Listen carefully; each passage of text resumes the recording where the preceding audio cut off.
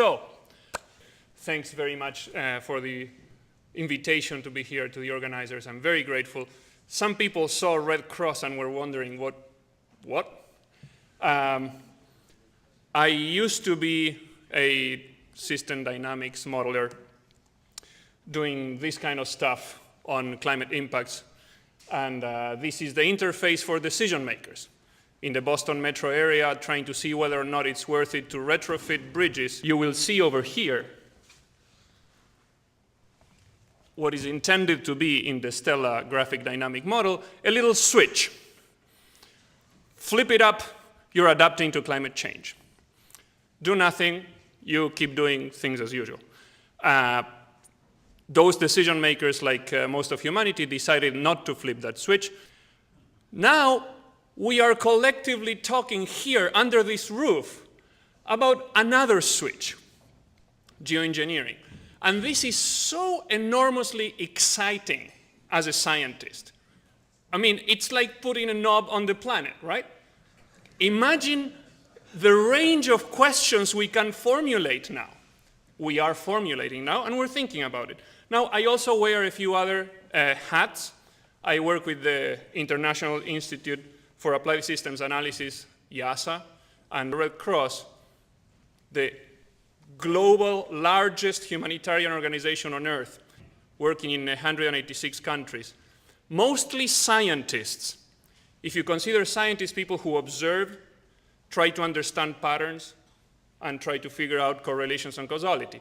They happen to be also mostly subsistence farmers, fishermen, shantytown dwellers, many illiterate, who live on those places where things can go wrong. This is an example of what we do with my team, which is the Red Cross Red Crescent Climate Center. It's based in the Netherlands, but it serves the entire federation. We wish, from the Red Cross Red Crescent perspective, we could tell the future. And to some extent, we can. Science tells us stuff. Now, I happen to be one of two people who can figure out the stuff that has been shown before.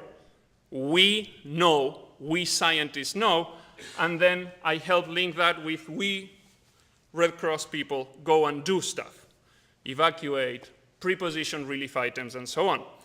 The problem is that when you or I or someone shows this to a Red Cross person, you could as well be showing that. Makes no sense whatsoever.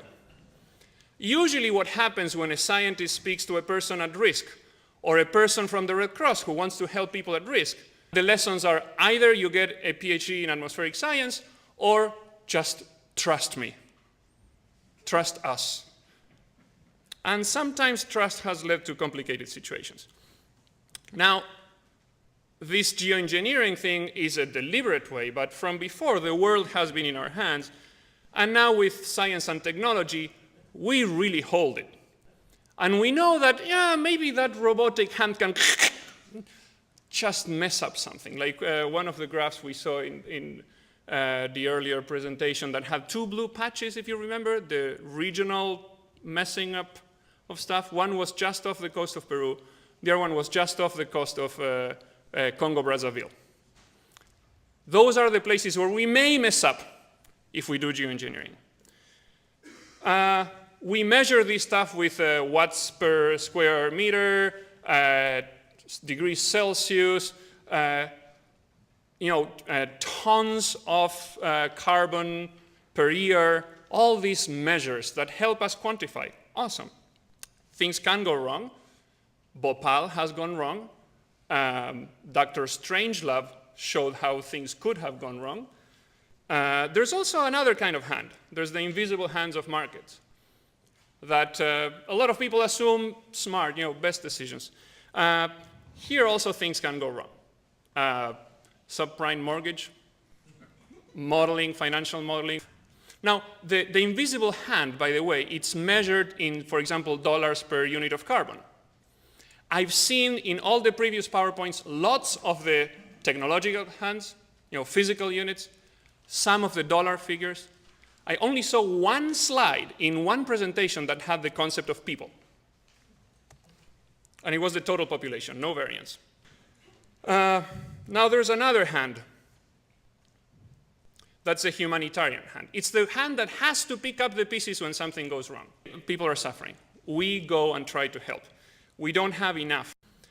Here's another example of an analogy that hasn't been used, and I'm not surprised. Dumbabadiye, Senegal River. When it reaches from the edge of the Sahara to the coast, because of sediment accumulation, it goes south about 10 kilometers, just parallel to the ocean. So to the right is Senegal River, to the left is the Atlantic Ocean. Now, the capital of French Africa, Saint Louis, when it was colonial power, was set around that area. And now, because things are different, because the climate is changing and there's more and more flood, this village, this city actually, 100,000 people, decided that the risk was too high, so they decided to create an opening to help the river water go away. 4 meters wide when they dig the canal. It became 2 kilometers wide because water was going and taking sand. And you know, this place right next to the opening, which used to be on a river, is now exposed to the ocean. It's Dumbabadiye. 700 people. This is what they look like. I was there 2 days before arriving in Copenhagen. You can see the opening to the left. Left of the palm trees, it's open ocean. These guys are going to bed in fear because they're now exposed to lethal coastal conditions.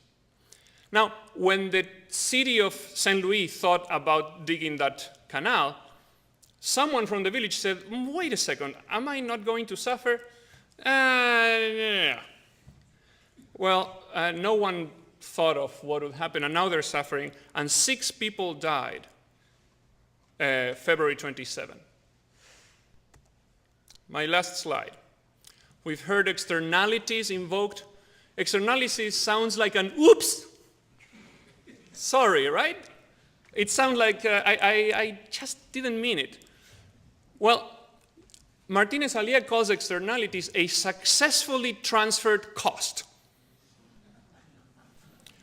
Today, I would argue that anyone polluting the atmosphere is doing geoengineering. That is a deliberate transformation. We know it used to be non-deliberate. We didn't know about it. Now we know. Externalities equals let them eat it. Let them eat risk. And this fellow, Mamina Ndiaye, is not being asked about these decisions. And people who make decisions about consuming carbon or about geoengineering are probably not consulting with him. I will make a prediction, if you allow me, based on 2 of the laws that guide the universe. Second law of thermodynamics, things get messier, and Murphy's law. My predictions are that someone somewhere will do something and will mess up.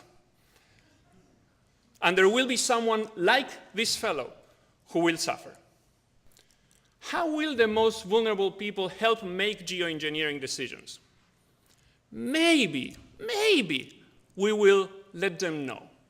If anyone can tell me this fellow will help decide whether or not someone flips the switch, that would be great. The second one is most concerning. Who will pay for the humanitarian work in a geoengineered world? Who is going to pay the bill when that fellow dies, but the child is an orphan and needs to be taken somewhere? My team in Senegal had a flood in Dakar in July, 250,000 people affected, 250,000 people without a home. You know how many people we could help with our budget? 700. I'm showing 2 numbers, okay? 250,000 people in need, 700 helped. Who will pay the bill? I predict that the answer to the first one is it won't happen, and the answer to the second one is nobody. I hope to be proven wrong. I hope that we prove me wrong. Thank you.